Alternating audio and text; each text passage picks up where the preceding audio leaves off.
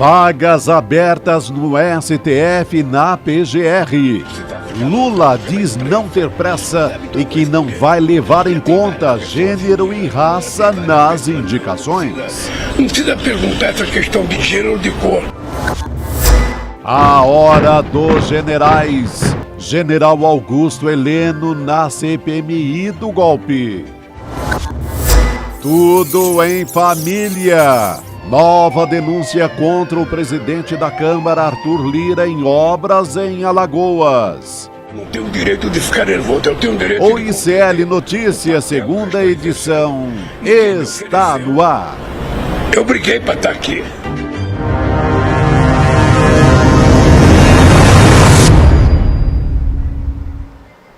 Olá, boa noite, seja muito bem-vindo, seja muito bem-vinda ao ICL Notícias, segunda edição. Estamos ao vivo, segundou por aqui, dia 25 de setembro de 2023. Muito boa noite a você que nos assiste dos canais Instituto Conhecimento Liberta e também Eduardo Moreira no YouTube. E hoje também, segunda-feira brava, pelo canal Com Brasil, que é uma rede de televisão pública e comunitária disponível em algumas operadoras de TV por assinatura. Boa noite aos queridos Chicos. Chico Sá, Chico Pinheiro. Boa noite, segunda-feira, brava nada. Você vai ver brava é o resto da semana, né, Chico? Hoje é só o prefácio, só a abertura ali, ó. Apenas começando. Amanhã vem coisa. Mas tá faltando alguma coisa, Chico Pinheiro. Tá faltando coragem. Segunda-feira. Sem coragem não se faz nada. Senão não dá para começar a semana, não dá. né? Eu tô aqui cercado de Coragem, generais, meu filho, coragem. Porque a vida é luta ainda, viver é lutar. Epa! Vamos embora. Muito bom. Boa noite a você que nos assiste de Arapiraca. Opa, terra do fumo. Terra do fumo. Fumo junto lá, né? Fumo junto. Fortaleza, Canela, Piraju, Rosário, Maranhão, Bom Jesus, Piauí, Piracicaba, Piracaia, Rio Pardo, Indaiatuba. Boa noite a todos vocês, toda a nossa audiência de todas as cidades dos cantos do mundo e também a cidade que está de aniversário hoje, uma delas. Fala o nome dela. Eu deixo a você. Heriutaba, no Ceará. Como é que é, Chico? Terra Você que é boa. cearense. É uma cidade conhecida por ser a maior exportadora de garçons e chefes de cozinha, o povo dos restaurantes do Brasil. Heriutaba tem uma tradição que começa com o Faustino. Faustino que monta um restaurante em Fortaleza. A partir desse restaurante, que hoje é um restaurante famoso, começa a exportar garçom, chefe de cozinha. Heriutaba é... Quer dizer que nos restaurantes do Antônio lá... Do Belmonte lá? Do Belmonte só tem... Meu Deus do céu, pode perguntar. É isso aí. Ontem eu encontrei um monte de cearense no restaurante do Mosteiro, que ele abriu lá agora também. Então, tá cheio de restaurante, tá cheio de cearense. Mas o cearense é fogo como garçom, ele é danado. E como cozinheiro também. Como cozinheiro. O Heriutaba exporta de tudo. Cozinheiro. E é cozinheiro que fala, né? Sim. E tem cozinheiro aqui, ó. Você chegar aqui nos restaurantes japoneses chiques e na Liberdade toda, todos os sushi man são cearenses. Os premiados da Liberdade, tudo do Ceará. O Ceará exporta japonês para o Brasil. Tá assim com o Japão, tem a mesma filosofia de vida. Heriutaba, região. Também. Hein? E exporta cultura. Né? Né? Tudo de bom vem do Ceará. Inclusive Chico Sá. Inclusive Chico Sá. Tamo aí. Principalmente, eu diria. Estamos no jogo. Heriutabense, assim? Heriutabense. Está fazendo 99 anos. Que beleza. Parabéns, Heriutaba. Olha, nunca tinha ouvido falar o nome, eu aprendi hoje, Chico. Boa, garoto. Capital Nacional dos Garçons. Excelente, a gente sempre traz, né? Além de dar o parabéns para a cidade, ainda traz o contexto cultural. É bom demais. Né?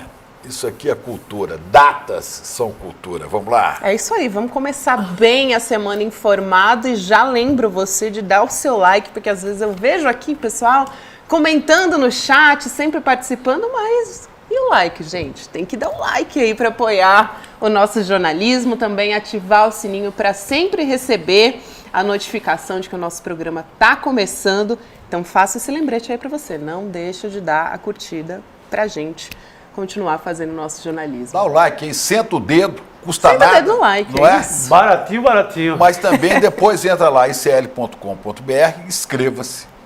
Inscreva-se nos Oh, cursos, melhor ainda. 215 cursos do... Agora, para essa segunda-feira, qual que seria o assunto mais importante, meu xará? Eu sei, o que você vai trazer agora é importantíssimo. Qual é? São Paulo? Posso dizer? Diga. A queda do São Paulo, não? A queda do São Paulo ou a vitória do São Paulo? Não tem nada com isso, aqui é Galo. Você cuida de coisas sérias, Chico Pinheiro. Aqui é Galo. A coisa mais séria de hoje, a história da Sandy e o Lucas. Verdade. Conta aí. Não, a separação é um casamento bastante longo, né? Tá movimentando as redes sociais, não tem como. Ela me mandou de sugestão, falou, começa o editorial falando que esse assunto, depois de 20 e tantos anos, é o mais importante. Urgentíssimo. Aliás, Ledinha, minha mulher, também tinha mandado. Olha o assunto para começar o jornal. Olha o assunto. A Candinha vive. Eu acho que você não caiu nessa, não. Eu conheço você, acho que você vai para outra linha. Cara, eu caí em coisa muito... caí nas bravatas do general. Tem jeito, né? É uma semana importante, o general É. Augusto Heleno vai depor amanhã, quer dizer, deve depor amanhã na CPMI do Esperamos golpe. que sim. Ele pediu ao Supremo, está nas mãos do ministro Cristiano Zanin, a decisão se ele fica liberado de prestar depoimento ou não. Não sei por que ele estaria liberado. Aliás, ele sempre foi tão corajoso, bravateiro. Pois é. Não lembra? E ele foi na outra CPI do Pois é. DF. Só que era bem diferente a situação, né, Chico? Diz que no CPI-DF diz que não teve golpe de 64, que não foi golpe. Foi um ato revolucionário de defesa contra os comunistas, viu, Chico Sá? Você também tem cara de comunista, essa careca vermelha. Você não me escapa, né? Total. Chico. Augusto Heleno, aquele que falava assim, se gritar, pega centrão, não fica um, meu irmão. Não só não fica, como aumenta. O Bolsonaro foi pro centrão, ele foi junto, olha como é que ele tá. Tá assustadíssimo, porque vai ter que depor, né? Esse vídeo é maravilhoso, né? Pelo que ele virou depois, né? Porque a história não esquece, né?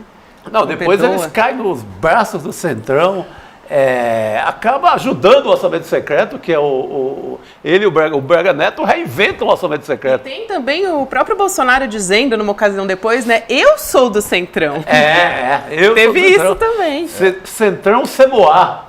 E lembra, na véspera da posse, porque os bolsonaristas, um chegou e falou assim, o ladrão não vai subir a rampa, viu, Gabela?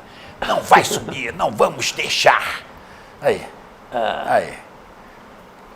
Tudo no Centrão e agora ele agora está com medo de dar explicações, está querendo escapar, não sei por quê. E tem mais, a senadora Elisiane Gama fez um pedido para levar o almirante Almir Garnier, aquele almirante que, comandante da Marinha, que teria estado com Bolsonaro numa reunião, depois da derrota de Bolsonaro e antes da posse do Lula, olha ele aí.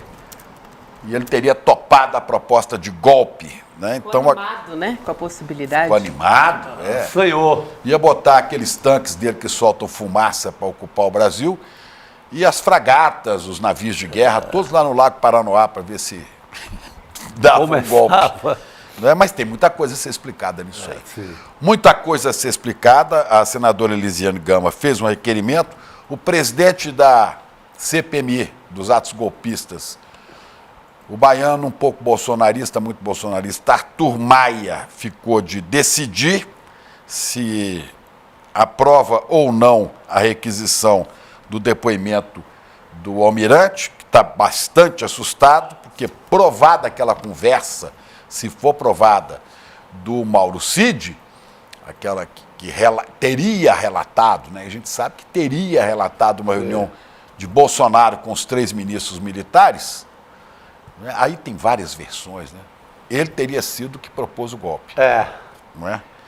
Então, ele aceitou, ele entrou, embarcou, né, na parada. Ele embarcou com seus navios, suas fragatas, com tudo, né? Santa Maria pinta e mina. Ele pinta e borda, mas não deu para pintar nem bordar, não, né? Tem outros que deviam falar também, por exemplo, o general Paulo Sérgio Nogueira, que foi o ministro da Defesa, o general Freire Gomes, né? General Freire Gomes, que era o ministro do Exército, comandante do Exército, é esse aqui, ó. Que teria, você acha que esse cara, olhando, falando de pertinho assim com o Bolsonaro, ele seria capaz de ameaçar, prender o Bolsonaro?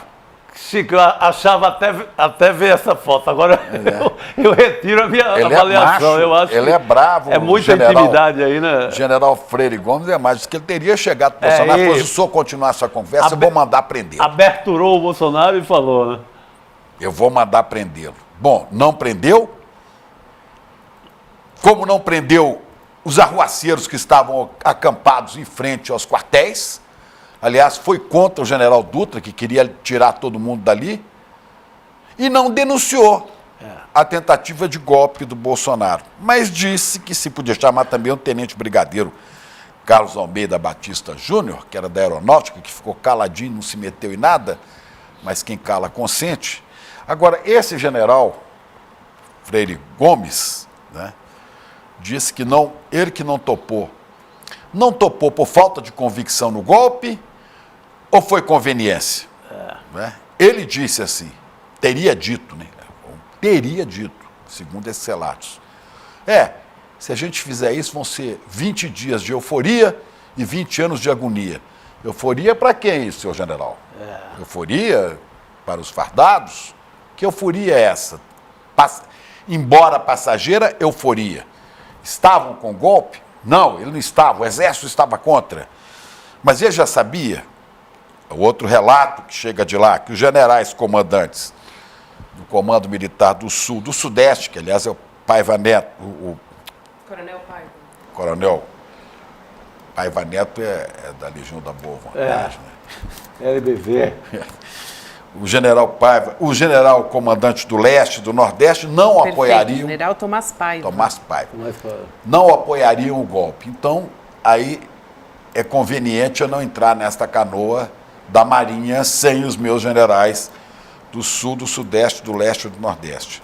Agora, todos esses generais também tiveram encontro no dia 22 de julho de 2022, antes do primeiro turno das eleições, com o general Lloyd Austin III. Lloyd Austin III, que é esse general aí. Este é o secretário da Defesa dos Estados Unidos da América. Ele é o chefe militar maior dos Estados Unidos hoje, do presidente Joe Biden. Ele esteve reunido aqui em Brasília, nessa semana de 22 de julho em diante, e no dia 26, ele teria dito nessa reunião, os Estados Unidos e o Brasil estão unidos na devoção à democracia. E os militares devem permanecer sob o firme controle civil e submissos à Constituição. Isso é que diz o chefão lá do norte. Subentenda-se, depois desse discurso, se vocês entrarem na aventura desse capitão mau soldado, desse Jairzinho Bolsonaro, se vocês se meterem na aventura de golpe, de não respeitar o resultado das urnas, não contem com a gente, né? Desta vez, nos inclua fora dessa. Nos inclua fora, nós vamos estar fora.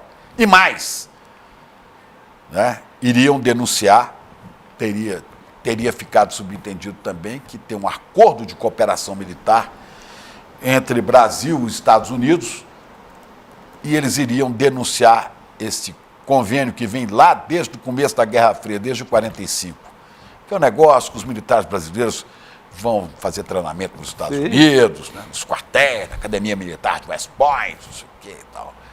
Acabaria essa parceria que rende mais para o Brasil do que para os Estados Unidos. Os Estados Unidos mantêm a tropa aqui sob um certo controle. Bom, esses militares que a gente mostrou aqui, todos têm explicações a dar para a sociedade civil, sob controle de quem devem estar os militares, precisa de explicações.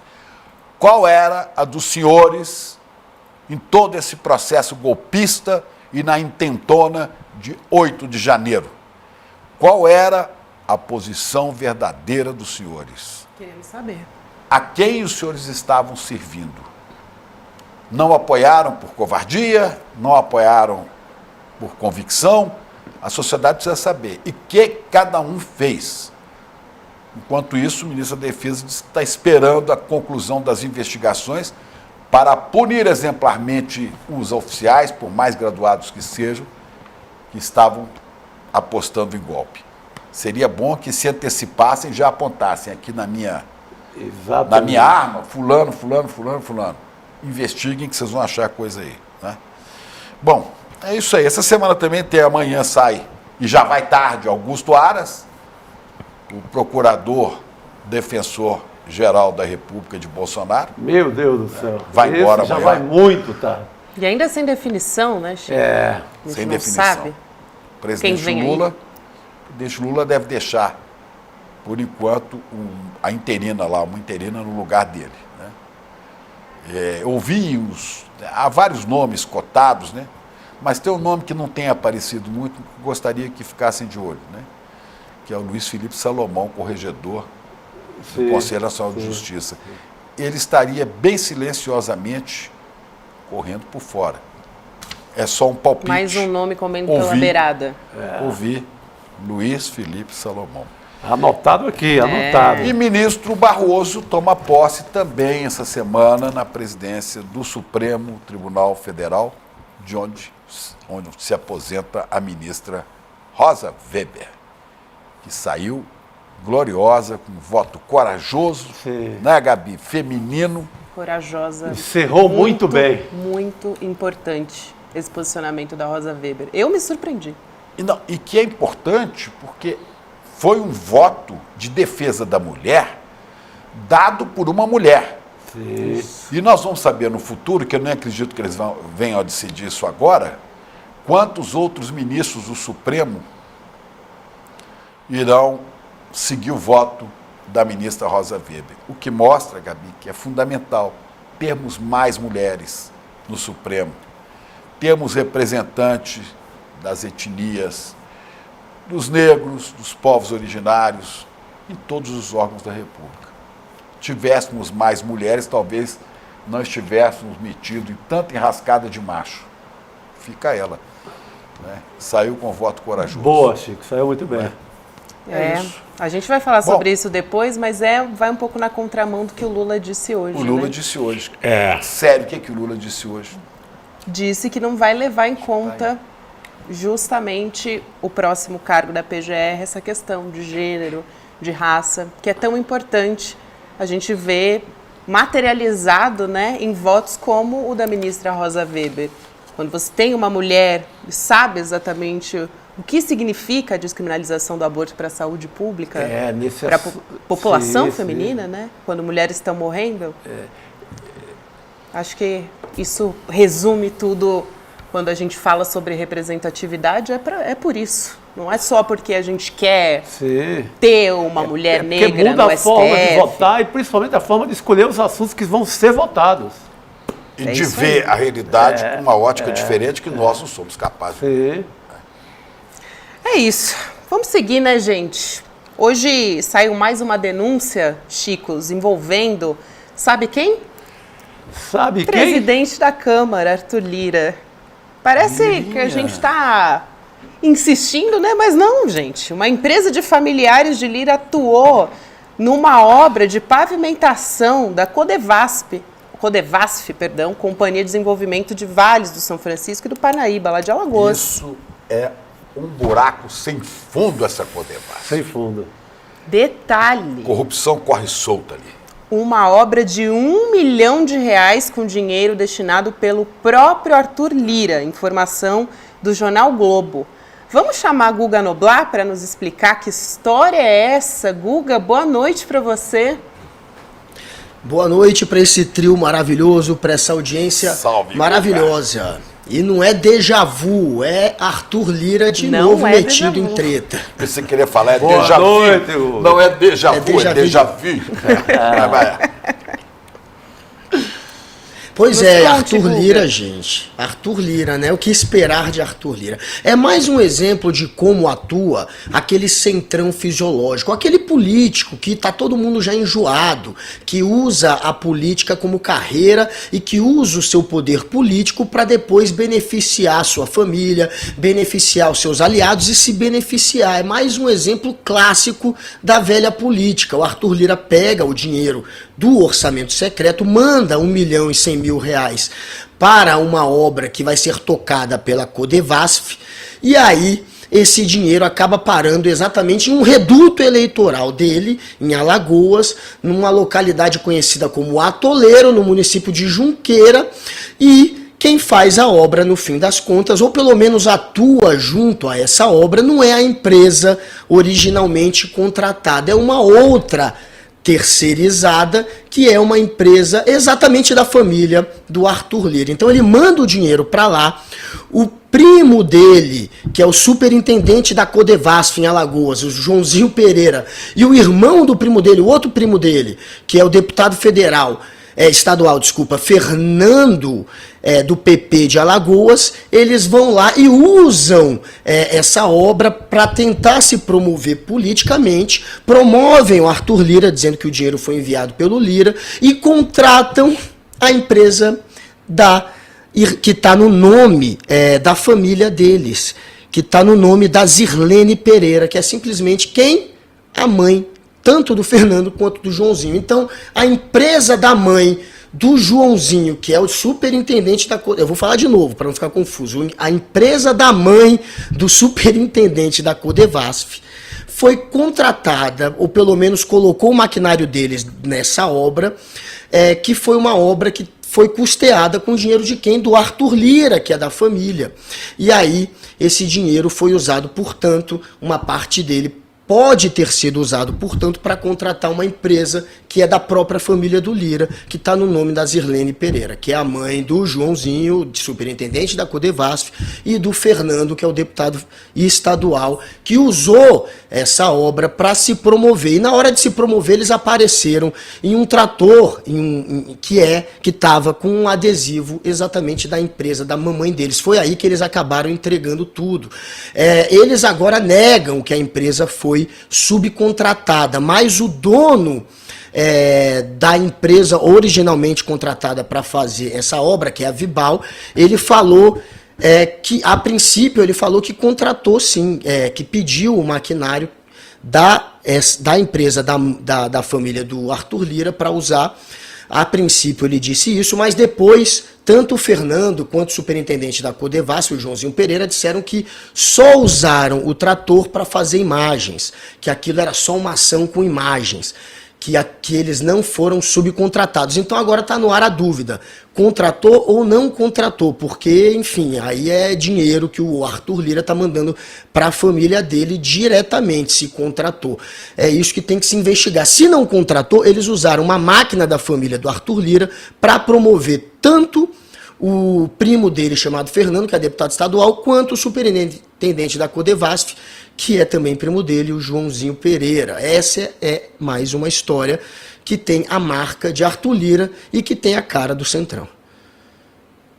Muito bem, colocação de paralelepípedos, então, nessa cidade. Aí, Atoleiro, nome da localidade, né? Atoleiro está atolando aí o nosso dinheiro, né? Mas eu tinha falado disso aqui aquela hora, essa Codevasf, se você mexer nesse Atoleiro, tudo quanto é lugar que tem Codevasf, tem algum rolo.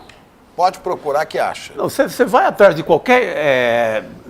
corre atrás do dinheiro em qualquer estado de orçamento secreto, vai chegar lá, vai encontrar um asfalto ligando a fazenda do deputado à cidade. Você não vai encontrar nada que favoreça a população. É sempre assim. Ou vai encontrar a robótica lá, né? Famosa, que agora, sexta-feira, por decisão do Gilmar Mendes, a União vai ter que devolver o dinheiro, a Polícia Federal vai devolver o dinheiro. Vai devolver para quem? 4 milhões. Tomara que seja uma arapuca da Polícia Federal para quem joga o dinheiro lá, quem pegar, opa! Ô Chico, só para quem não acompanhou essa reportagem, né, que é do portal Metrópolis, essa nova denúncia que o Chico está falando, né, que aparece depois que o ministro Gilmar Mendes arquivou os inquéritos sobre os desvios nos kits de robótica. Você conhece esse caso, a gente falou aqui diversas vezes que aconteceu lá em Alagoas, e a Polícia Federal, com isso, deve ter, então, que devolver mais de 4 milhões de reais que foram apreendidos em Maceió e outros endereços também. É isso que você está trazendo aqui. Exatamente. Eu me antecipei aí, Gabi, porque eu não aguentei não falar já desses quatro, perfeito, é isso. Tem tudo a ver com o que a gente está discutindo. Que é todo ali no entorno do Lira. Tem um PM que ganha cerca de 10, um sargento lá ganha cerca de 10 mil por mês, e que tem contratos públicos de quase 1 bilhão no Brasil inteiro. O outro dono da empresa da robótica. Vamos saber de quem é esse dinheiro agora.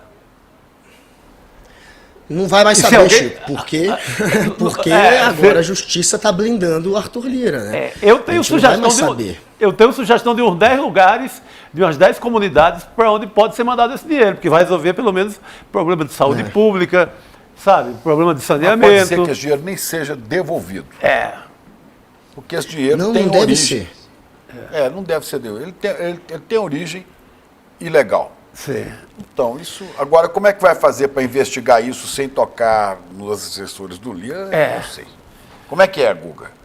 Não dá, para não tocar, exatamente o que está acontecendo é que a justiça está blindando não só o Arthur Lira, quanto o entorno dele. Então, o Gilmar Mendes estendeu uma decisão, a Procuradoria-Geral da República já estava blindando o Lira, dizendo que não podia se investigá-lo nessa questão do kit robótica, porque teria tido um vício de origem ali na investigação, deveria ter se partido já por STF desde o início e não partiram.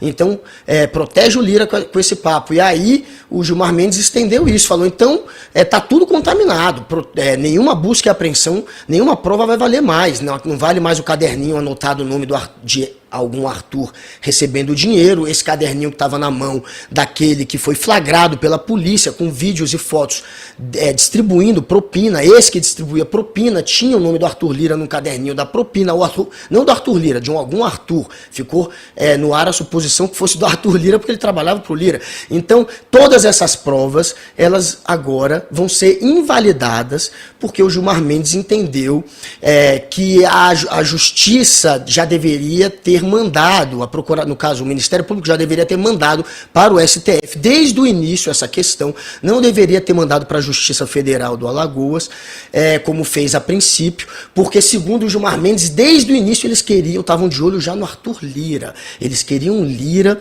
e eles sabiam que era um orçamento que tinha partido do Lira e que ia chegar no Lira a história, mas demoraram para colocar o Lira exatamente para poderem indo investigando o entorno do Lira, porque queriam pegar o Lira. Ou seja, o Gilmar Mendes está indo para uma teoria de perseguição política contra o Lira e está anulando tudo. É isso que está acontecendo de fato. Dizendo que teve um vício de origem, que estavam de olho do Lira desde o início, que já deveriam ter mandado para o STF, como não mandaram agora. Nem o que pegaram contra o entorno do Lira vai valer mais. Essa é a decisão da questão do kit robótica, que virou o kit robótica, que também foi dinheiro do orçamento secreto enviado pelo Arthur Lira. Eles viram que o kit robótica foi comprado a um preço absurdo, teve superfaturamento ali, e mesmo assim pegaram inclusive dinheiro em cofre dessa turma que teria feito esse desvio da grana. Esse dinheiro vai ser devolvido para um desses suspeitos e nada mais vai ser usado. Eles estão de fato conseguindo enterrar essa história. Vamos ver se essa de hoje, que ainda não é um caso de corrupção, por enquanto é um caso imoral, mas pode se tornar um caso de ilegalidade, também vai ser logo mais escanteado ou não, né? Afinal de contas, ele mandou, como eu falei, dinheiro para uma empresa que foi contratada pela Codevasf, que é a Vibal, e essa Vibal usou o maquinário da empresa da tia dele, da tia Zirlene, e os primos dele, que são os filhos da Zirlene, o Joãozinho e o deputado federal, ainda usaram esse momento para se promover politicamente. E se recebeu dinheiro, a empresa da Zirlene, aí é dinheiro do orçamento secreto indo diretamente para a família do Arthur Lira. Vamos ver como se comportarão com relação a essa história. Mas, pelo jeito, o Arthur Lira está poderoso, está blindado e seguirá blindado. Só para quem não se lembra, era isso aí. Aí. O cofre da história. É Vibal o nome da empresa? Vibal. A empresa que se chama. A Vibal é a do Ivan é a que foi contratada pela Codevasf, neste caso agora de atoleiro, para a colocação de paralelepípedos. Essa empresa, o dono se chama Ivan de Brilhante. E esse Ivan de Brilhante, ele já ganhou, gente, mais de 7 milhões de reais, a empresa dele, via orçamento secreto, destinado toda essa grana pelo Arthur Lira. Aí tem 1,1 milhão que foi para essa obra de paralelepípedo em específico, e nesta obra tinha maquinário da família do Arthur Lira, que também tem uma empresa. É a empresa da tia Zenilda. Essa é a história, da tia Zirlene. Bibal nem a pau, Juvenal. Vamos lá. Vamos falar de outro político de Alagoas? Outro dinheiro ou falta de dinheiro. Boa. Outro de Alagoas. Alagoas a banda podre. Vamos lá. Vamos. A Justiça do Trabalho bloqueou, Chicos, 455 mil reais das contas de Caroline Collor de Mello. Quer dizer, já tem uma dica aí, né? Esposa de Fernando Collor de Mello. Isso aconteceu porque, ao buscar dinheiro nas contas de Collor, a Justiça encontrou, sabe quanto? Chico Sá. Eu não lembro mais dos centavos, mas era R$14,01. 97 centavos, para ser bem específico. Sabe por quê? Meu Deus do céu. Porque a Zélia mandou tirar tudo. Ele Deixou só com 14. Muita ironia da história é que o homem do confisco, o cara que assina o grande confisco de 1990, que leva muita gente, inclusive a cometer suicídio, foi uma coisa muito séria. Tem taxista que suicidou, que eu lembro de um caso, creio que em Campos, Rio de Janeiro. Essa foi um desastre, né? Porque se você quem tinha até 50 mil, não sei, acho que cruzados novos na época, o Collor foi lá com a Zélia Cardoso de Mello, e raspou o cofre, ninguém podia mexer com mais um centavo. Sabendo disso, agora, com 32 anos depois, ele vai, que ironia. O confisco vem contra mim, passou a mão. Só que a juíza do trabalho de Maceió foi lá na conta dele, só tinha os 14 mil reais lá, né? Esse cara tá aprontando para mim, eu vou pegar o mais próximo. Aí foi na conta da mulher, e tava lá o dinheiro, que é para pagar, sabe o quê? Dívida trabalhista da Gazeta de Alagoas, da emissora da família. Pô, nem direitos trabalhistas, sabe? Pois é. Aliás, tem um podcast muito bom, vale a pena dizer aqui, para quem não conhece a história da família Collor, que é o Collor versus Collor. Muito bom. Produzido pela Rádio Novela, apresentado pela Evelyn Argenta, que conta toda essa história da família Collor. Você falou aí da Gazeta, né?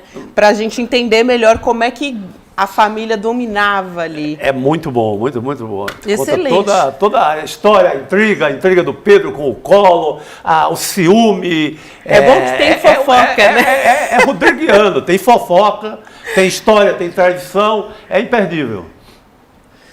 Esse grupo do Collor deve à União e também em direitos trabalhistas 387 milhões. E aí eles foram fazer uma recuperação judicial que agora também a justiça está achando que só aconteceu porque o Collor saiu subornando todo mundo, subornou credores, subornou, enfim, pessoas que tinham direito a optar ou não pelo acordo. Então o acordo dele agora está sendo avaliado. E também porque depois de pedir o acordo, ele fez empréstimos na empresa dele, ele já sacou mais de 16 milhões de reais em empréstimos.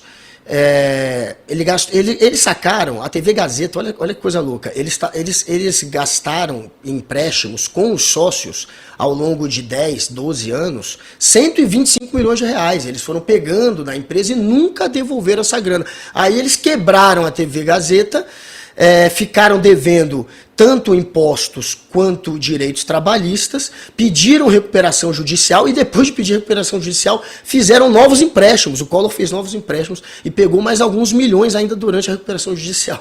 Então, enfim, é uma esculhambação completa. E esses 455 mil que ele está devendo é só para um empregado que venceu dele na justiça, no caso uma empregada que foi demitida, uma ex-funcionária, e que tem direito a esse valor. Então é muita grana ainda que o Collor tem a perder. Boa, é o Caçador de Marajás, lembra? Que ia moralizar o Brasil, tirar a corrupção, que muita gente caiu nessa Chico, conversinha dos anos 90. Do mesmo jeito que foi a Lava Jato, que foi Bolsonaro, a mesma coisa foi o comportamento da mídia, e eu me lembro bem, Sim. na época do Collor. Né? Eu lembro que a Veja botou ele até de coroa na cabeça, era o rei. Eu trabalhava na Veja época, eu lembro como foi construído essa imagem. Olha o que esse cidadão dizia. Né? Se o Lula ganhar a eleição, no dia seguinte, ele vai tomar o dinheiro da poupança. Foi a primeira coisa que ele fez. Ele, Fernandinho Collor de Mello. Tá no nosso chat aí, né? Valdecir Santos, você falou disso. Valdecir Santos escreve: o meu vizinho se suicidou na época do Collor. Ele vivia de renda, acordou com a conta zerada, deu um tiro na cabeça dentro de casa. Tá vendo? Aparece rapidamente deve casos, episódios relatos como esse, porque foram comuns à época. Nojenta. Foram comuns à época. Eu trabalhava na Veja na época e eu vi como. Lembra a capa da Veja? Eu vi como foi construída essa imagem. Capa a capa, página a página. Toda a mídia. Depois, o bom é que a própria Veja, com o Luiz Costa Pinto, o repórter, dá a grande bomba, que é a entrevista do Pedro Collor. Pedro Collor conta tudo. Pedro Collor conta tudo. E acaba sendo o começo do fim do Collor também. E aí tem briga de família, tem mulher no meio, chifre, tem tudo. Nossa, tem para todos os Não, gostos. quem gosta de história a lá Nelson Rodrigues, tá tudo aí. Como disse, né? como estão dizendo no podcast, que está contando é a sociologia do babado. Isso aí. Tem chifre, não tem é fofoca, é sociologia do babado, Isso, gente. Exatamente. Aí a gente dá uma rebuscada. Olha só, gente, vocês repararam hoje, inclusive, a gente está falando aqui de um ex-presidente, né? Falando do presidente Lula, hoje ele apareceu de máscara, né? Numa cerimônia com o primeiro-ministro do Vietnã. A gente tem até a imagem de Lula de máscara. E aí ele deu uma coletiva para falar da cirurgia no quadril que ele vai fazer na sexta-feira. Olha aí, ele aparece ao lado do primeiro-ministro. Para não ter nenhum risco de pegar Covid antes da cirurgia, é isso? É isso, Guga? Por conta da cirurgia que ele apareceu de máscara? Ele não deu uma explicação oficial. Não, eu vi uma explicação agora, Guga. Agora mesmo, assim. Nas redes sociais? Um pouquinho antes de entrar. Ele já teve uma cirurgia que ele foi fazer tempos atrás e acabou adiando por conta de estar gripado. Então ele agora já... avisado pelo médico, já precavido, já mandou a máscara ali. Teve a viagem dele a Cuba também, que ele voltou, ia sair de lá, estava com Covid, ficou retido lá. É prevenção para entrar na sala de cirurgia sem gripe, sem nada. Sim, agora é isso que está todo mundo dizendo, né? Que a prevenção não, foi isso mesmo. Lógico. Mas começou a boataria, eles publicaram agora há pouco. Melhor do que tomar cloroquina antes. Pelo amor de Deus. Lógico. E aí vai ter essa cirurgia. A gente tem o Lula falando sobre isso. Guga, se você quiser dar uma olhadinha antes de você comentar, vamos dar uma olhada no que ele falou. Minha cirurgia é apenas para cuidar da saúde. Eu quero voltar a jogar bola, eu quero voltar a correr, eu quero voltar a fazer esteira, eu quero voltar a fazer ginástica. E eu estou desde agosto do ano passado com dor. Dói para dormir, dói para levantar, dói para sentar, dói para ficar em pé. Nós já recuperamos 42 políticas públicas. Agora, eu vou parar um pouco, vou me tratar e o Brasil vai continuar viajando. Porque os ministros vão viajar, o Alckmin vai viajar. O Brasil, definitivamente, é a bola da vez. Daí o meu otimismo, daí a minha tranquilidade de ir sexta-feira no hospital, me internar, fazer a minha cirurgia. E quem sabe, na segunda-feira já está outra vez trabalhando. Olha aqui, tem só para terminar aqui, tem vários relatos aqui também de gente que impressionante, né? Como se matou por causa de cola. Desculpa dar essa cortada. Ô, Chico, é impressionante como toca as pessoas mesmo, né? E tem um sujeito mal informado para danar aqui, um tal de Paulo Borges. Chico Pinheiro critica agora e fez em caixa alta. Mas na época fez campanha na Globo. Ô, cara mal informado. Eu nem estava na Globo, rapaz, eu estava na Bandeirantes. Aliás, ganhei um prêmio de revelação no jornalismo, porque eu cobri o impeachment do Collor todos os dias. Então, o Paulo Borges primeiro vai se informar, depois você fala besteira. Vamos seguir. O Lula vai passar O cara acha que você nasceu na Globo, né, Chico? Acha que você nasceu lá já dentro. tinha passado pela Globo. Você já tinha Minas, outras histórias, né? Paulo Borges, vai ver lá como é que chama o do professor Lindener. Lindener. Provocação histórica. Eu tô lá contando um monte de coisa, tô no Flow histórica. Podcast também contando essa história da profissão, você vai entender um pouquinho mais, viu? Paulo Borges que jogava no Bangu, né? Vou jogar no Ponta Bangu. direita. Desculpa, cortamos. Não, eu estava pensando aqui, antes do Guga concluir, é bom ter um presidente que sabe usar máscara, né? É importante, a gente até estranha, né? Não sei se vocês lembram de uma ciência. imagem, não sei se a gente tem imagens aí de um presidente que não sabia muito bem como é que usava máscara, botava ficava de todo assim jeito, tava na ficava meio cara. confuso, né? Não sabia. No olho, Porque pra não ver. ele aprendeu com o Pazuello, e o Pazuello colocava pior ainda, né? Melhor imagem, né, que a gente tem, que é aquela máscara que ficava só no nariz do Pazuello Pazuello. Mas é isso, ele vai passar por uma atroplastia, que se chama, atroplastia total. Eles vão mexer no osso e na cartilagem ali do quadril do presidente, vão trocar por uma prótese, vão colocar fios, metálicos. É uma cirurgia que vai demandar um tempo de recuperação. O Lula vai ficar 3 semanas, pelo menos, no Palácio da Alvorada se recuperando. E nessas 3 semanas ele seguirá na presidência, ele despachará de lado da Alvorada, ou, portanto, o Alckmin, não há, pelo menos por hora, previsão para o Alckmin assumir a presidência. E depois de 4 ou 5 semanas, o Lula estará liberado a viajar de novo, né? A próxima viagem dele é para os Emirados Árabes, para o COP28 lá. Em novembro está marcado, então, a priori, está mantida essa viagem, e é isso que é esperado. Dr. Calil, claro, grande médico de 9 em 10 políticos de alta patente, ele está vindo aqui para Brasília, e a operação vai ser no Sírio-Libanês de Brasília. Tudo bem, Guga Noblar, boa semana para você, amanhã estamos juntos de novo, um beijo. Beijo, até mais, galera. Boa noite, querido.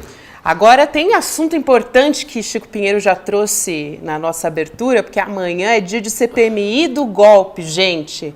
Muito esperado, né? Tá previsto o depoimento. Depois, entendeu, Gabriela? Quem é? Bom, já demos aí a dica, né? Eu tô tentando Muito bom, Chico. já pedi ao ministro do Supremo, entendeu? Ele mesmo, o general Augusto Heleno, que foi chefe do Gabinete de Segurança Institucional de Bolsonaro, depois de dizer para a CNN no domingo que ele iria depor, hoje a defesa de Heleno entrou com um pedido para ele não ser obrigado a depor. Recuou, né?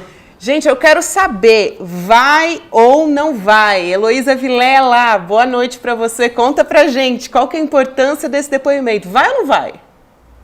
Boa noite, Gabi. Pois é, isso é que a gente quer saber, né? Eu acabei de entrar no site do Supremo para ver se tem uma resposta. Quem vai decidir esse pedido de habeas corpus é o ministro Zanin, que ainda não se pronunciou. É muito comum isso, a gente vê esse movimento aqui na CPI quase sempre, né? Eles entram com um pedido na véspera e amanhã de manhã que a gente vai saber o resultado. É em cima da hora mesmo. E isso já tem sido um problema nas últimas semanas, porque 2 ministros já deram esse tipo de parecer, conferindo ao convocado para depor o direito de nem aparecer.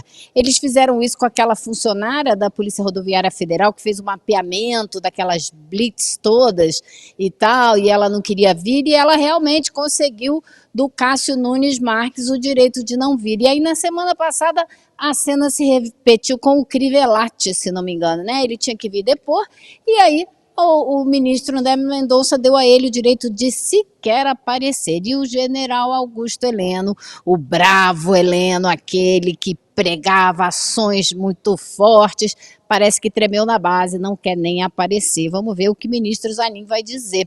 Mas o Heleno já depois na CPI do Distrito Federal, né? Essa CPI que vai continuar, inclusive, até dezembro. Ela não vai parar como a daqui, não, vai continuar.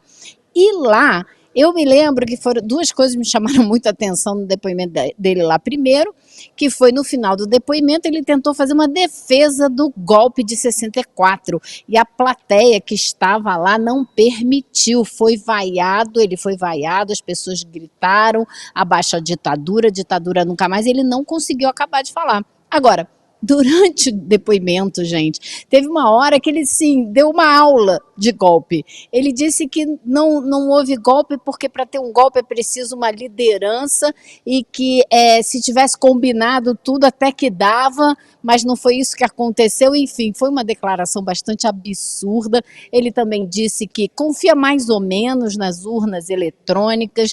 Então foram várias colocações assim bastante duvidosas que deixaram com os deputados do Distrito Federal a impressão muito forte de que ele faltou com a verdade. E agora ele não quer nem vir depor, não quer nem enfrentar os deputados e senadores do Congresso Nacional. Essa decisão do Zanin vai ser muito importante, não só por causa do Heleno, né, mas por conta da existência das CPMIs mesmo. Se você pode pedir para não depor, que papel, que força, que importância que tem uma CPMI, se ela acaba com os convocados sendo evitando a CPMI por ordem do Supremo. Então, existe toda uma discussão que está acontecendo. Na semana passada, o presidente da CPMI, o Arthur Maia, chegou a marcar uma audiência com a presidente do STF, a Rosa Weber, mas depois voltou atrás, porque, segundo eu soube aqui nos bastidores, haveria uma discussão em andamento dentro do STF para tirar uma posição comum para ser adotada daqui para frente. Vamos ver, o resultado desse habeas corpus do Heleno vai dar aí um caminho. A gente espera ansiosamente para ver o que vai acontecer. Vai acabar que ele vai ter que depor. Eu acho que o silêncio é uma garantia que todos têm. Ele está assustado que ele achou deixar que o de não Haiti ir, era acho que aqui, ele não vai entendeu? conseguir. Aqui não é o Haiti, general Heleno. Não é o Haiti, aqui é o Brasil. A defesa dele diz que ele está sendo chamado como uma testemunha, mas que, na verdade, ele está sendo tratado pela CPMI como um investigado. Porque, claro, teve aquela reuniãozinha para propor um golpe de Estado, né? Evidentemente que ele tem que ser investigado. Agora, como disse hoje para mim um deputado do Distrito Federal, ele falou o seguinte: essa delação do Cid, o que ela fez? É como se você tivesse colocado uma foto que estava um pouco fora de foco, né, num super foco. Então você vai ficando mais claro, assim, vai ficando mais claro quem é o grupo que estava ali, porque o Cid é um tenente-coronel e dentro das Forças Armadas, tenente-coronel não conversa com o general. Então, se alguém propôs ao generalato um golpe, foi um outro general, certamente, que não foi o Cid, que ligou para um general, ligou para o chefe das Forças Armadas e vem cá, que tal a gente dar um golpe? Evidentemente que não. Se houve alguma conversa, foi entre os superiores. E aí é que entra o Heleno, aí é que entra o almirante Garnier, que já tem um requerimento para que ele venha votar, para que ele venha depor. Esse requerimento tem que ser votado ainda, mas é um requerimento da relatora Elisiane Gama, e amanhã isso aqui promete ser uma queda de braço violenta para votar os próximos requerimentos, né? Porque o pessoal bolsonarista quer trazer para cá o comandante de um dos batalhões da Força Nacional, que é um conhecido bolsonarista, para depor. E os governistas não querem permitir, querem trazer o comandante que comandava todos os batalhões, né? Então vai ser aí uma queda de braço para ver quais serão os requerimentos votados, e o presidente da comissão, Arthur Maia, diz que vai votar em bloco. Então vai ter que ter um acordo a respeito do que vai entrar nesse bloco, para aí sim ele colocar esses requerimentos em votação. Vai ser a primeira coisa que eles vão fazer amanhã. Elô? Não vai ser o bloco do eu vou sozinho, não, viu? Não vai ser, não. E só para complementar a informação da Elô, a coluna do Estadão disse que o Heleno ativou um modo não sei de nada sobre a delação de Mauro Cid. Porque, sabia tudo. Sabe o que ele tem feito? Ele tem dito aos interlocutores ali, o pessoal do entorno dele, que ele não vai se manifestar sobre essas informações de que ele teria sido citado na colaboração do ex-ajudante de ordens Mauro Cid. Então, é isso que está sendo ventilado ali no entorno dele, né, Lu? Só para não deixar de dizer aqui o que a gente tem de expectativa. Mas vamos ver no que vai dar, né, gente? A gente vai ter que esperar. Ele se apresenta como um cara que é técnico, que não é político, que nunca fez político certo. Conta para outro, né? Ele é técnico. Técnico em quê? Só de futebol, minha filha. Isso que técnico. Não é técnico em dar golpe. Técnico de golpe. Ele era todo corajoso, mas depois da delação do Cid mudou. Não, no Haiti era o da turma Não, durante o governo Bolsonaro, ele foi super valentão, corajoso, não é? Sim. Ele enfrentava o STF, ele incentivava que se enfrentasse o STF. Agora foi lá pedir socorro ao STF para não ter que depor na CPMI. Sabia de tudo, viu, Elô? Estava em todas as reuniões. Há relatos que ele estaria nessa reunião denunciada pelo coronel Mauro Cid. Ele sabia de tudo. Ele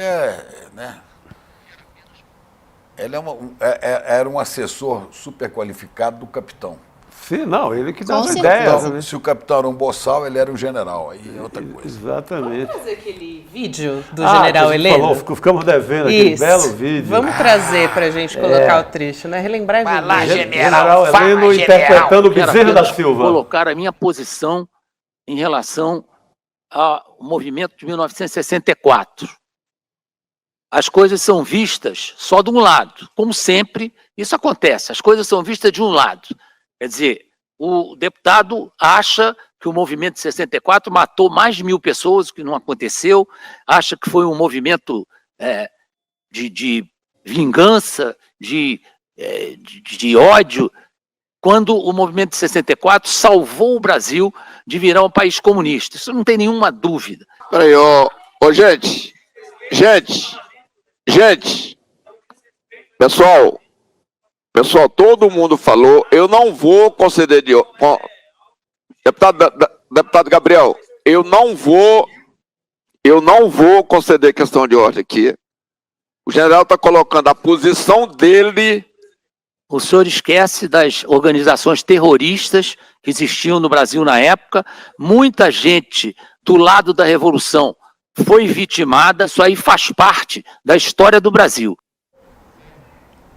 Não dá nem para ouvir isso, né? E eu acho que o pior é que esse vídeo, assim, a gente não ouve porque o microfone da Câmara do DF, o microfone ele não capta o áudio do que as pessoas ali estão falando, né? O que é uma pena, porque houve uma reação muito forte ao discurso do Heleno tentando defender o golpe de Estado de 1964, como se a ruptura econômica, a ruptura democrática fosse motivo de enaltecer, né?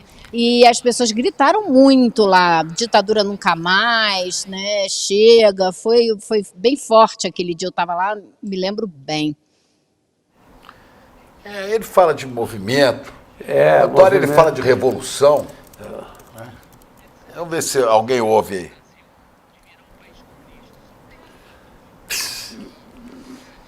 Eles têm... Não dá, né? Realmente não dá para ouvir. Agora, a gente sabe da história, né? Pedir para tirar o som aqui da... não dá para ouvir. Não dá para ouvir. Não dá. Na época a gente tentou, inclusive, mostrar e não conseguiu.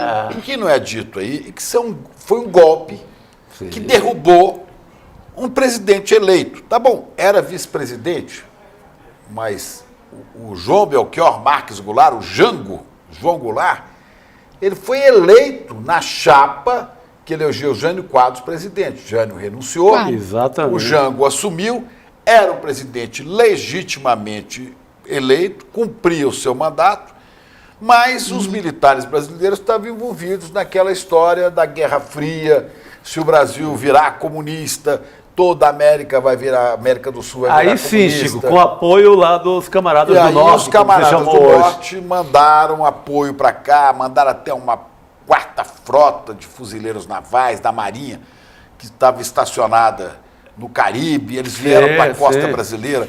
Existe um filme belíssimo sobre isso, recomendo, de Camilo Tavares, o dia que durou 21 anos. Sim, maravilhoso. É obrigatório para você, se não viu, entender como é que estava havendo conspiração aqui e lá fora. É um documento que aproveita, é um filme que aproveita documentos secretos que deixaram de ser secretos nos Estados Unidos e conta toda esta palhaçada Agora, patrocinada eu pelos acho, militares. Chico, que é ainda mais revoltante ele tentar negar a realidade e justificar as mortes, assassinatos e desaparecimentos de várias pessoas no Brasil, como se isso fosse um pequeno preço a ser pago, como se o Estado brasileiro, as Forças Armadas, com o poderio que tinham nas mãos, com as armas, não pudessem evitar o que fizeram. Fizeram com requintes de crueldade. Isso não pode ser esquecido,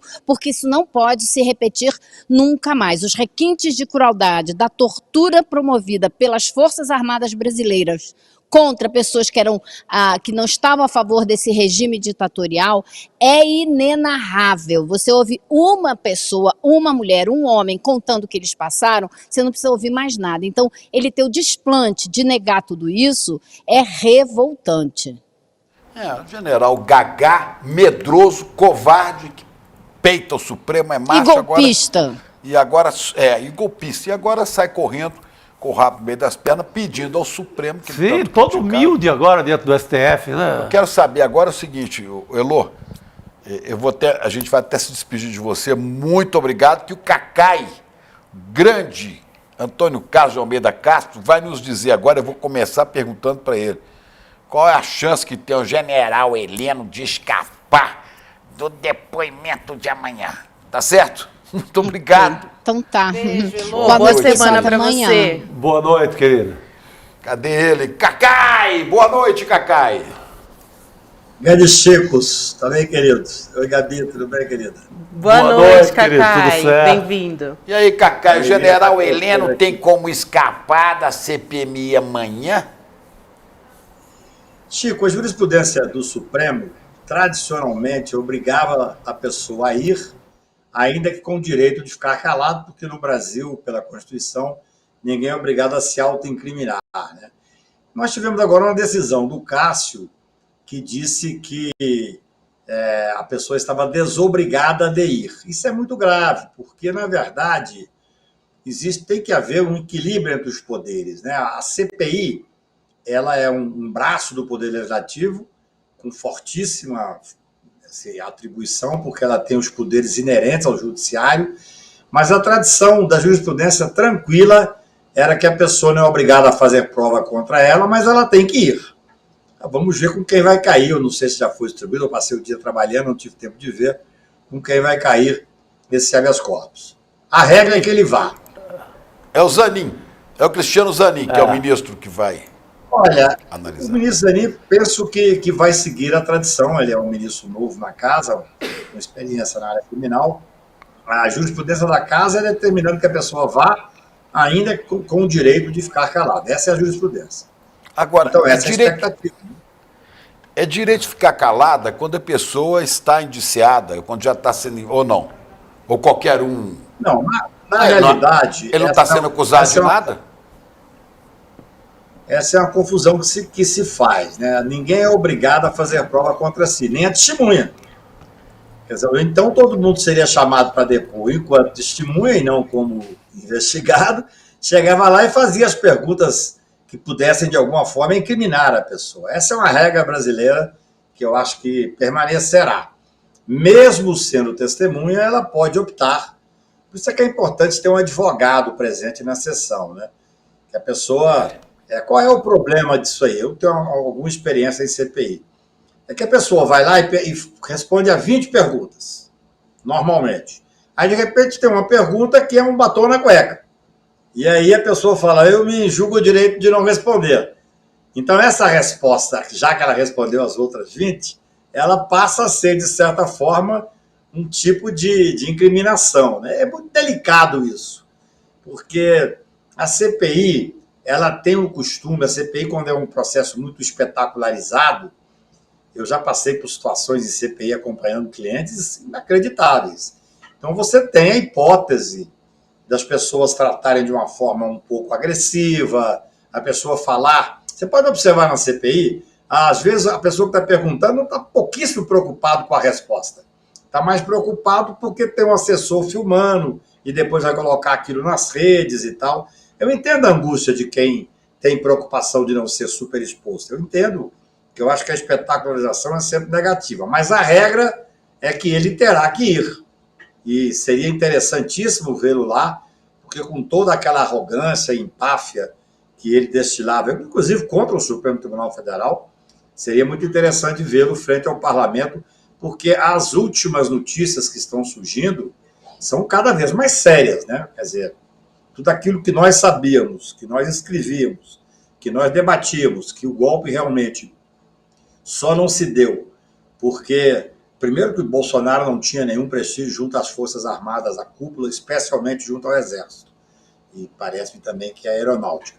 Mas, sem dúvida nenhuma, cada vez mais o cerco vai se fechando, pelo que nós estamos tendo agora de informações. Hoje teve um dia extremamente com atitudes importantes, né? O próprio Randolfo, líder do governo, foi até ao Ministério da Defesa para conversar com o ministro da Defesa e também com os presidentes, com os comandantes das forças. Numa conversa, eu até estou vendo as pessoas dizer, mas não era razão para ir, nós tínhamos que, de qualquer maneira, fazer intimação. Olha, nós estamos tratando de um golpe de Estado que foi tentado há muito pouco tempo e que, no primeiro momento, quem resistiu foi o Poder Judiciário. Agora que o Poder Legislativo está deixando de ser aquele poder cooptado, completamente cooptado, que era no final do governo fascista do Bolsonaro. Então é muito bom que as coisas se deem com esse cuidado devido. Eu não acho isso exagero, não. A conversa com o ministro José Múcio, hoje, junto com o líder, eu vi parte deles da parte de fora do Ministério, achei muito civilizada e correta. Tanto é que a resposta dos comandantes foi o seguinte, olha, não precisa nem dizer quem vai ser chamado. Quem for chamado irá e nós garantiremos. É muito importante isso. Nós estamos aí no momento pós-traumático, vamos chamar assim. O trauma do 8 de janeiro ainda está muito presente. Os julgamentos não se deram. Ainda não chegamos... talvez a investigação já tenha chegado, mas nós ainda não sabemos quem são os militares que vão ser envolvidos. Agora nós temos, provavelmente, pelo que tudo está indicando, o chefe da Marinha, imagina, um almirante. Nós temos que ver, Gabi, que dos 8 comandantes da Marinha hoje, 7 da Marinha no dia 8 de janeiro, 7 ainda estão no comando. Isso é uma coisa muito grave. Quer dizer, vamos trabalhar com seriedade, com afinco, a palavra... Nós vivemos momentos dos últimos dias, porque às vezes as pessoas... Não está na hora de fazer esses arroubos, não. Está na hora de fazer o que tem que ser feito. Aquela informação, se confirmada, que quando o Bolsonaro levou a hipótese do golpe, o comandante do Exército disse que se o senhor, Vossa Excelência, continuar nesta linha, terei que prendê-lo, aquilo é histórico. Nós não podemos desprezar os fatos e fazer qualquer arroba aqui do lado de cá agora. Temos que ver o momento em que vivíamos. Vivíamos o presidente da República, o comandante em chefe das Forças Armadas. Tudo aquilo que a gente falava, Chico Sá, há muito tempo atrás, que o Bolsonaro era um homem desprezível, que não tinha respeito, que a Força Armada não o respeitava, ela se resume, se verdadeira for, nessa frase. Exato. Olha que coisa inacreditável, o comandante do Exército falar, se Vossa Excelência continuar nessa linha, sou obrigado a prendê-lo. Isso é histórico. E veja bem... Se é que disse, né, Cacai? Se é que disse. Agora, não tendo prendido, ele não deveria ter levado isso, sei lá, para o Supremo, para o PGR, para onde fosse. Prevaricou. Ele está vendo o cara armar um golpe. Na frente dele, fica quieto? Só perguntando. Essas questões todas têm uma delicadeza. Primeiro que eu não estou acusando ninguém porque eu não tive acesso à delação. Se verdadeiro e se comprovado, é de uma gravidade enorme. E eu vou te dizer uma coisa, Chico. Claro que eu sou mais velho que você, minha barba branca já demonstra isso. É nada. Eu tenho direito de achar. É nada, você é mais novo que eu. Eu tenho o direito de achar que ele fez correto, porque se um comandante do Exército dá uma voz de prisão em flagrante para um presidente da República em exercício, o Brasil teria entrado numa conturbação que eu não saberia dizer qual seria a saída. Eu nem sei se poderia, porque o comandante o presidente da República é o comandante em chefe, é superior hierárquico dele, né? Não, mas poderia, claro, juridicamente poderia, até porque a prisão em flagrante até nós poderíamos dar, né? Qualquer um pode fazer uma prisão em flagrante. Mas eu quero dizer, como o Brasil está passando por um momento rico, delicado e acho que de fortalecimento das instituições. Quer dizer, a reunião, pelo que soube, hoje no Ministério do Exército foi extremamente relevante. Os líderes, os comandantes das 3 forças presentes, na frente do ministro da Defesa, dizendo, não, o Congresso Nacional fará o seu papel e nós cumpriremos a nossa parte. Não precisa nem dizer quem será o nome convocado. Isso é muito importante. Quer dizer, a normalidade, depois que ela é estabelecida, Gabi, ela é fácil de ser entendida. Mas no momento de tensão, é necessário que você faça esses pontos aí e contrapontos, né? Eu acho que agora averiguar se é verdade que houve essa conversa, o comandante da Marinha, o ex-comandante da Marinha, vai ser chamado a depor na CPI, isso é importantíssimo. Por isso é que é importante que, ainda que com a espetacularização, que não seja simplesmente dado a esse general Heleno o direito de sequer comparecer. Isso enfraquece a CPI. Eu vou te dizer o seguinte, eu não critico o advogado que pediu, não. Eu não advogaria para esses golpistas, mas em situação extrema, se eu tivesse uma outra CPI, eu às vezes recomendasse o meu cliente a fazer isso, porque se a jurisprudência for essa. O direito é para ser usado para socorrer a pessoa nos momentos de crise, de maior dificuldade. Mas o ideal, nesse momento, seria que nós fizéssemos um cidadão que foi comandante da Marinha há muito pouco tempo. Esse general Heleno, com todo o poder que ele tinha, a arrogância e petulância que ele tem, ele teria que dar para satisfação à nação brasileira. Não é possível que um general do Exército, ainda aqui da reserva, jocoso, agressivo, ele agora vai se esconder através de uma liminar para não prestar satisfação àqueles que ele tantas vezes ele insultou. Acho que agora é hora de nós levarmos as pessoas a depor na Comissão Parlamentar de Inquérito. Cacai, tem um outro assunto muito importante de uma declaração do presidente Lula. Hoje ele disse que não tem pressa para indicar o substituto de Augusto Aras na Procuradoria-Geral da República e também de Rosa Weber no STF. E o mandato do Aras termina amanhã, né? A gente está aí nessa expectativa. Ele disse que gênero e raça não vão ser critérios para a escolha. A gente tem primeiro o vídeo de Lula e depois eu quero trazer também uma fala de Flávio Dino, antes de te perguntar, Cacai, a respeito disso, porque a gente conversou, né? O André Graziano, aqui da equipe do ICL, falou sobre isso num evento aqui em São Paulo, no fim de semana. Então, a gente vai colocar, então, primeiro a fala de Flávio Dino. Ótimo. A nossa equipe já separou aqui, então a gente vai por ela primeiro. Tem as indicações para a PGR e para o Supremo? Não, ainda não. Ele fez uma viagem importante nos Estados Unidos e agora, na próxima semana, que ele vai se dedicar. Ele tem, claro, uma reflexão já acumulada, está ouvindo as pessoas e eu tenho certeza que vai ser um processo que deve findar nas próximas semanas e eu tenho absoluta convicção e transmito que vão ser boas escolhas para o Brasil. O senhor será uma dessas escolhas, ministro? E eu não sei, só Lula sabe e Deus, então eu não sei, mas não existe candidatura a ministro supremo, eu estou bem tranquilo e trabalhando muito, de domingo a domingo. Então, antes da gente falar sobre essa história do critério de gênero e raça, Cacai, que é bastante importante, acho que a gente tem que dar uma atenção. Primeiro, por que falta essa pressa do governo de Lula, né, em indicar o novo PGR? Olha, há quase uma tradição nisso aí, né? Se você for olhar os últimos PGR, sempre o substituto ficou 20 dias, ficou 15 dias, ficou um mês. Quer dizer, é um cargo tão importante. Eu costumo dizer que o Procurador-Geral da República tem os poderes imperiais, né?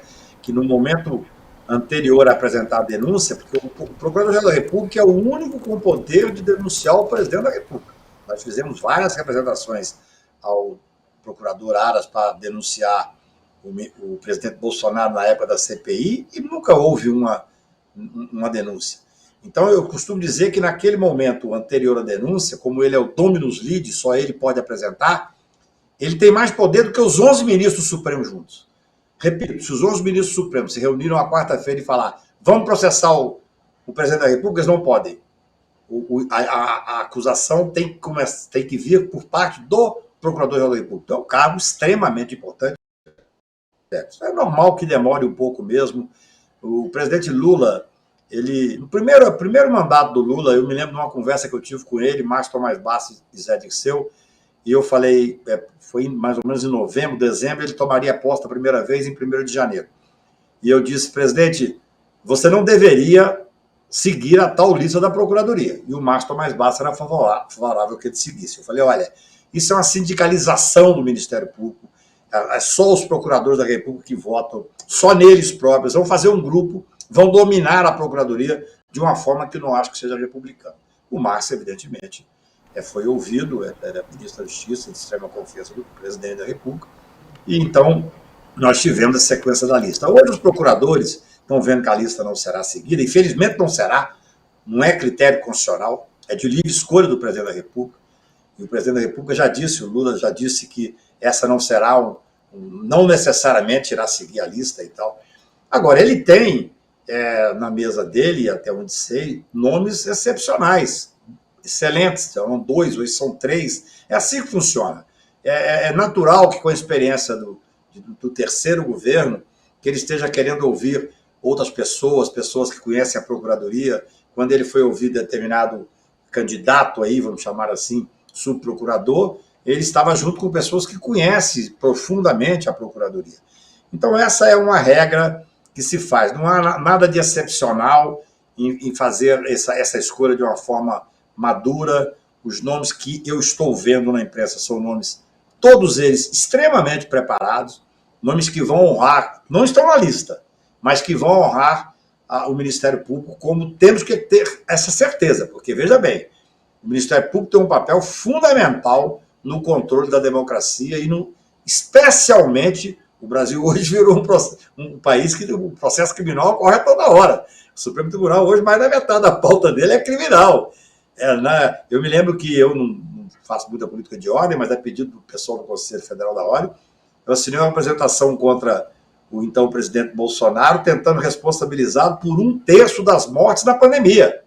Essa apresentação não teve sequer resposta do Ministério Público.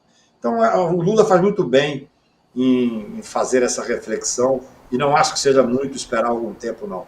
É até normal, pode olhar aí que quase todo procurador entra o substituto natural e tal. Não vejo nenhum problema nisso. Cacai, rapidamente, eu também queria te ouvir a respeito de Lula dizer que gênero e raça não vão ser critérios para a escolha dele. Olha, eu penso que seria importante uma mulher no Supremo Tribunal. Cacai, vamos ver o que disse o presidente, que você fala exatamente sobre a fala dele. Vamos ver. Claro. Na hora que eu tiver que mexer em alguma coisa, eu vou mexer. Vocês saberão que não haverá nada feito à meia-noite, será sempre de dia, com um comunicado expresso à imprensa. Eu vou escolher uma pessoa que possa atender aos interesses e expectativas, sabe, do Brasil. Já tem várias pessoas em mira. Já tem várias pessoas. Não precisa perguntar essa questão de gênero ou de cor. Sabe, eu já passei por tudo isso. No momento certo, vocês vão saber quem que eu vou indicar. E eu pretendo indicar a pessoa mais correta que eu conhecer e a pessoa que eu tenha mais fé de que vai ser, sabe, uma grande pessoa na Suprema Corte, que é isso que o Brasil está precisando. Aí, Cacai. Veja bem, é evidente que a gente tem escrito e debatido, Chico, da necessidade de que nós tenhamos uma mulher, especialmente uma mulher negra, no Supremo Tribunal e em outros cargos do país, porque eu costumo dizer, nenhuma pessoa, ainda que seja formação humanista, que seja uma pessoa que tenha uma experiência de trabalhar contra o racismo, essa pessoa, se branca for, não saberá olhar os problemas reais do negro no Brasil, a não ser, quer dizer, não pode se comparar com aquele que tem um olhar, sendo negro, tendo sofrido preconceito. Eu imagino o que é uma mulher negra, como a Lívia, como a Verinha, como tantas outras que estão também sendo cotadas, para chegar a disputar, entre aspas, a hipótese de ir para a Suprema Corte. São pessoas geniais, pessoas que, além da capacidade intelectual e da capacidade jurídica, passaram por momentos que saberão, talvez, dar uma dignidade maior sentadas na Corte Suprema. Mas eu entendo o Lula. Ele, eu soube, não quer praticamente carimbar a cadeira. A cadeira da Rosa tem que ser da ministra Rosa tem que ser uma cadeira de mulher. O ideal que seja da mulher, para mim, seria o ideal, na minha visão. O ideal que fosse uma mulher negra, mais interessante ainda. Nós temos, por exemplo, a desembargadora Simone Schroeder, lá do Rio de Janeiro, que é excepcional, especialmente preparada. Agora, eu entendo o que o Lula diz. O Lula, ele não quer carimbar a cadeira, é um direito dele. Acho que seria bom que ele fizesse isso, mas ele está no momento em que o Supremo Tribunal pegou uma dimensão muito grande na democracia brasileira. Eu repito aquilo que já disse aqui da última vez. Quem resistiu e impediu a ruptura militar, impediu a quebra da institucionalidade, foi o Supremo Tribunal Federal, o Poder Judiciário, especialmente o Supremo Tribunal Federal. Então nós estamos numa quadra histórica brasileira. Repito, o que eu disse agora há pouco. O Congresso Nacional, que estava cooptado pelo fascismo, boa parte dele cooptado, agora se apresenta de uma forma, ainda que seja um Congresso complicado, mas muito mais democrática. E a saída hoje do senador Randolph à defesa para ter uma conversa extremamente madura demonstra que nós estamos num momento, eu diria um momento bom também de parte do Congresso Nacional, de boa parte do Congresso Nacional. Agora, o Poder Judiciário ainda está fazendo um protagonismo que eu espero que logo, logo volte um pouco atrás, nós possamos ter os poderes com a independência mais, eu diria, mais normal, mais harmônica. Agora, o Lula sabe a importância que é a indicação de um ministro ou ministra nesse momento para o Supremo Tribunal Federal. Os nomes que estão cotados dos ministros, dos possíveis ministros, são nomes excepcionais. São nomes que eu acho que para o momento brasileiro seria extremamente importante também. Eu prefiro ficar com a experiência do Lula e acreditar que ele fará uma grande indicação. É isso, Cacá. Eu acho que primeiro, boa, se for uma mulher, é o ideal. Se for uma mulher negra, é mais do que o ideal. Sim, seria... Agora, primeiro tem que ser alguém capaz de estar à altura do cargo de ser ministro supremo. Né? Porque podia, por exemplo, não tem que ser mulher, então vou mandar a Damares para lá. Pelo amor de Deus. Claro. Não pode ser esse o critério. Para com isso. Pois é. Damares tem que ir para o Supremo como ré. Sim, exatamente. E de ré, já vai de retro. É isso, Cacai. Obrigado. Acho que nós temos um VT para passar aqui sobre o escândalo da Braskem em Maceió, mas isso é conversa para outro dia. Você brilha às segundas, Cacai, aqui. A gente agradece demais você estar conosco. Obrigado. Privilégio, Cacai. Boa noite, querido. Abraço grande. Volta semana que vem. Beijos. Isso aí, o Chico já deu a deixa, né? Hoje é o 4º episódio dessa série especial do ICL Notícias sobre um dos maiores desastres ambientais em áreas urbanas. Um desastre em Maceió, Alagoas, cometido pela Braskem, que é uma empresa de mineração e petroquímica. Foram mais de 50 mil pessoas alojadas. É uma série de reportagens especiais que a gente está mostrando aqui na voz e reportagem de Heloísa Vilela da nossa equipe. Acompanhe a partir de agora.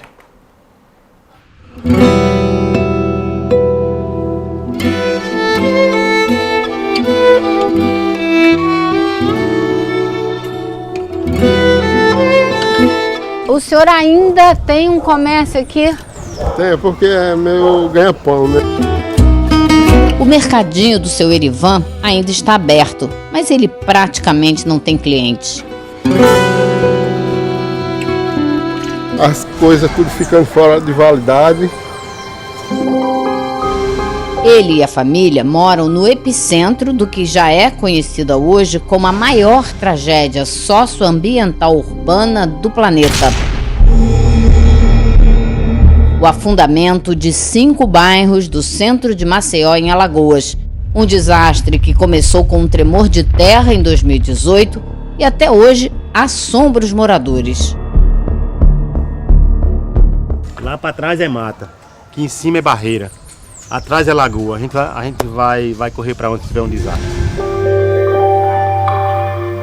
Milhares de pessoas já saíram daqui, mas ainda tem gente morando em algumas casas nos bairros atingidos pelo tremor de terra e posterior afundamento.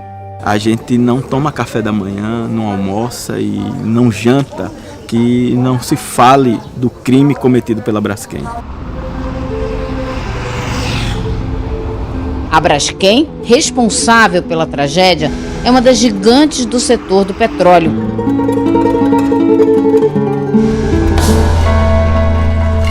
Foi a mineração da Braskem na capital alagoana que há 5 anos transformou a vida de milhares de pessoas.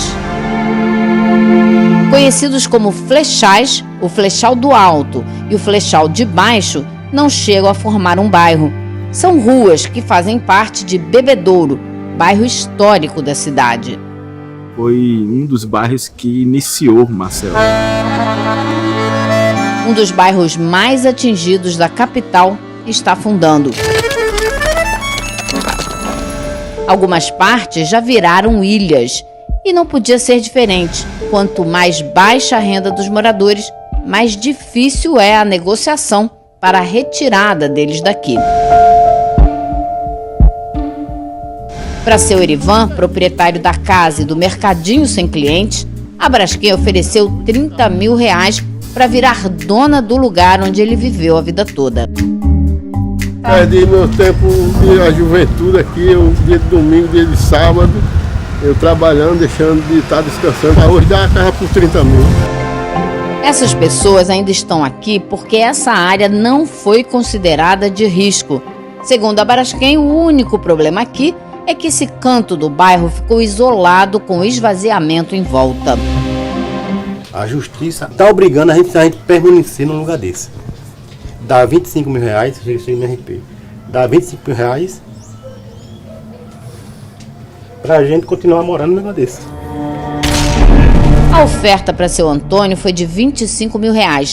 Se não aceitar, ele, como todos que estão ainda nos flechais, vai ter que conviver com a água brotando do piso da casa e das calçadas. Lá em casa a gente não pegou. Porque se pegar, tá dando quitação dos danos que já causaram e outros danos que vier futuro. Tá dizendo lá. Lá, no caso, é o primeiro dos 3 acordos que os Ministérios Públicos Estadual e Federal, a Prefeitura de Maceió e a Braskem fecharam sem consultar quem mora aqui.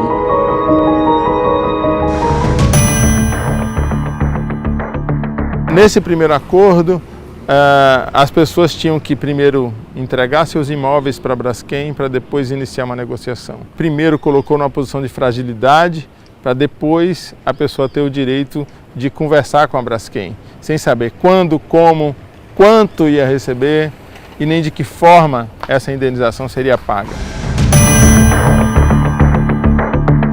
Nesse acordo socioambiental, a Braskem ficou dona, ficou com o direito de uso dos territórios que ela tomou, dos quais ela expulsou as vítimas. Ela também teria direito de explorar os bairros afetados se conseguisse fazer a estabilização do solo e se o plano diretor da cidade de Maceió permitisse.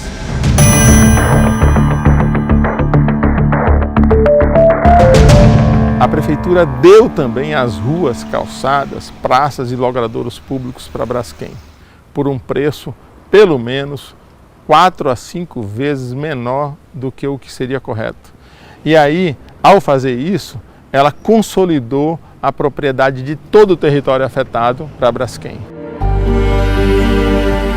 Hoje a Braskem não é só dona dos imóveis, é também dona das ruas, das praças, das escolas públicas, postos de saúde e do patrimônio histórico também. A gente tinha uma comunidade aqui predominantemente de pescadores. A parte da lagoa, que a gente chamava de Porto das Pedras, ela foi toda realocada e até a igreja que levava o nome do padroeiro dos pescadores, comunidade de São Pedro, ela foi também demolida, já demolida. Por enquanto, a vida entre acordos e desacordos segue interrompida, suspensa. A prefeitura tem em mãos 64 milhões de reais para resolver o chamado ilhamento. Um bairro vivo que era Bebedouro. Então hoje nós estamos dentro de uma área na capital de Alagoas, Maceió, isolado social e economicamente. Para se comprar 1 quilo de feijão, 1 quilo de arroz ou mesmo uma proteína, uma carne, você tem que sair daqui para outro bairro para comprar.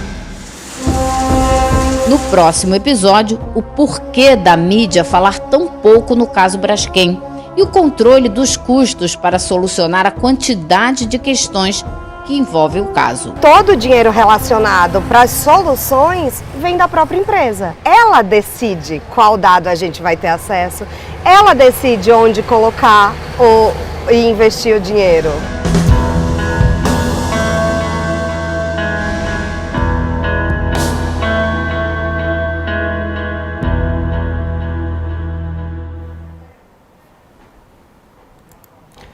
A gente tem uma resposta da Braskem, né, Chico Pinheiro? A gente consegue trazer. Aqui a resposta da Braskem. Vamos lá. Vamos lá. A Braskem desenvolve ações em Maceió, Alagoas, com foco na segurança das pessoas e na implementação de medidas amplas e adequadas para mitigar, compensar ou reparar impactos decorrentes da desocupação de imóveis nos bairros de Bebedouro, Bom Parto, Pinheiro, Mutange e Farol.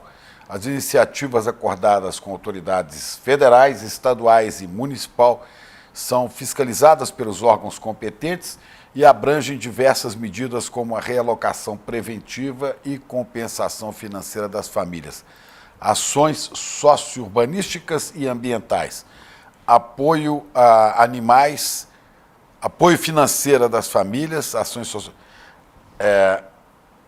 Apoio a animais, zeladoria dos bairros, monitoramento do solo e fechamento definitivo dos poços de sal. Isso aí. Bom, tá aí, resposta burocrática da Braskem, porque as famílias estão sentindo na pele o que não queria estar nessa situação.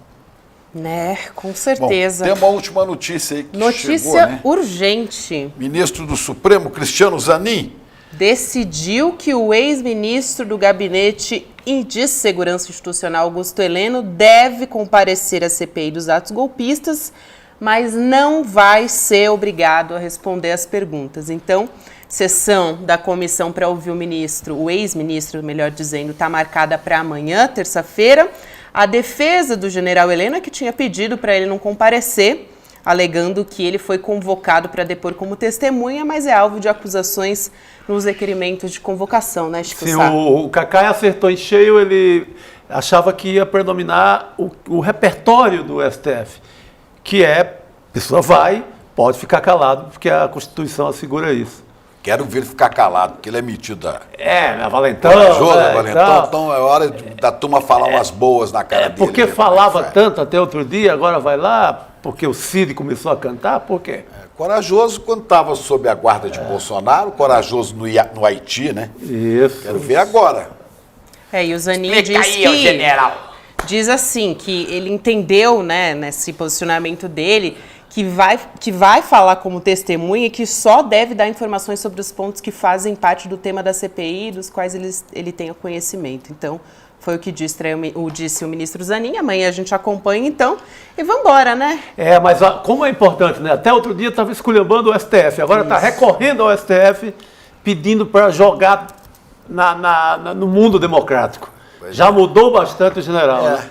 Até outro dia eu estava aí com aqueles bolsominions lá dizendo assim, o ladrão não vai subir a rampa. Pois é, doutor. Está no seu lugar agora. Explica aí, general. General. Isso aí. E amanhã temos Caleidoscópio Jurídico com Val Beragli Valberagra e Flávio Janine. Agora sim. Nosso trava-línguas aqui, toda terça-feira, 5 horas da tarde. Amanhã eles vão falar com o César Aires Brito, advogado, escritor e ex-presidente da OAB, nosso programa jurídico, nosso videocast toda terça-feira, disponível nas plataformas de áudio também. E você fica agora com o Sinapse CL, Robertinha Garcia, César Calejon. Meus queridos entrevistam Laís Bodansky, cineasta. Que bacana. Entrevista interessantíssima, hein, gente? Chique. Vamos ficar de olho. Agradeço a você que nos acompanhou nos canais do Instituto Conhecimento Liberta, Eduardo Moreira, também a audiência do canal Com Brasil. Boa noite, meus queridos chicos, e até amanhã. Boa noite, querida Gabi, audiência e meu xará. Vai lá, segura! Segura na mão de Deus e vai! Eita, nós! Valeu, Sorte. comunidade CL! Tchau! Um beijo! Eu tenho certeza que em menor ou maior grau você sofre com os problemas de estresse e ansiedade. E para aprender o que fazer nessas situações, a gente convidou o Monja Coen, uma das maiores lideranças espirituais do Brasil, para dar uma aula, uma palestra, no dia 28 de setembro, uma quinta-feira às 8 horas da noite, no horário de Brasília. Para você poder participar é super simples, é só clicar no link aqui em cima ou aqui embaixo. Em poucos segundos e gratuitamente, você vai estar inscrito. Se inscreve agora, chame seus amigos e amigas para participar também. Ninguém pode perder essa aula.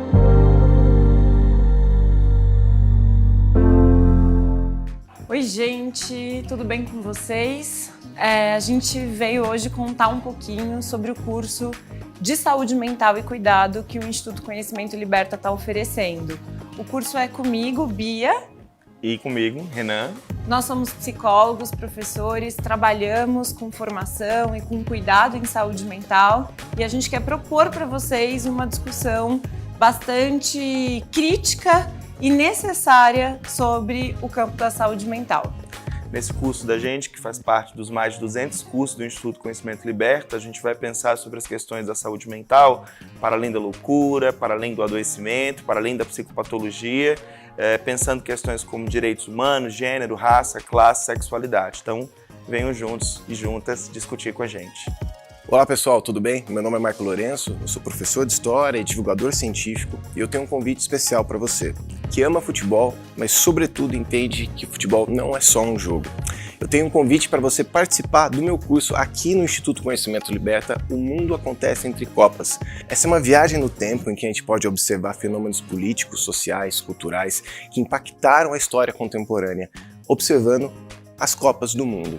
Então, se você entende que futebol, história, política, cultura, economia estão todos entrelaçados, não deixe de assistir o curso O Mundo Acontece Entre Copas aqui no ICL, Instituto Conhecimento Liberta.